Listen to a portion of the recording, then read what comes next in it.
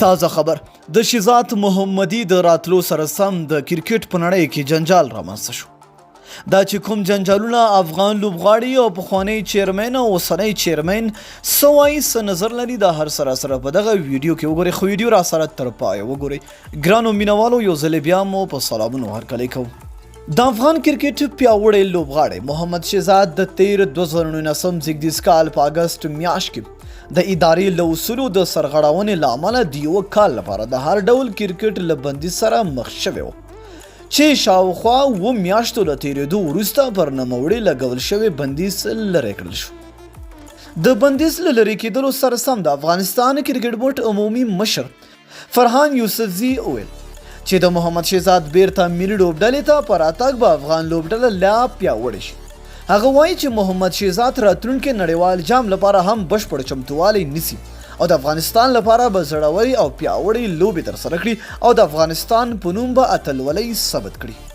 بلخوا د افغانستان د کرکټ ملي لوبډلې پخوانی پیلز اوپنر کریم صادق د محمد شهزاد محمدي د بندیز لرې کېدلو وروسته د کرکټ بورډ مشرتابه ته ګیله کړې او په غوسه یې ورته ویلي دي چې ولې آفتاب عالم له اسرائیلو راغلی دی چې سپیناوی نه ورکوي. کریم صادق د افغانستان د کرکټ د مشر فرحان یوسفزي هغه پوسټ ته کمنټ کړی دی چې نوموړی محمد شهزاد ته ښه راغلاست ویلی دی او هغه د افغانستان لپاره ستر ستوری بللی دی. خو صادق ترې د آفتاب عالم په اړه هم سپیناوی غوښتی دی چې ګواکې فیصله دې په عدالت سره وشي. بیا د افغانستان د کرکټ پخوانی چیرمن عزیز الله فضلي په خپل فیسبوک پاڼه لیکلي د کرکټ لوبې مینوالو څنګه چې تاسو په جریان کې خبر یاست شهزاد محمدي بیرته له ملي لوبډلې سره یوځای شو. دا په داسې حال کې ده چې رحمان الله ګربز او اکرام علي خیل په شتون کې شهزاد ته ضرورت نشته او بل لوري ته آفتاب عالم چې اوس مهال ملي لوبډلې ورته اشد اړتیا لري چې په آفتاب عالم باندې بندیز هم تر ډیره سیاسي وه.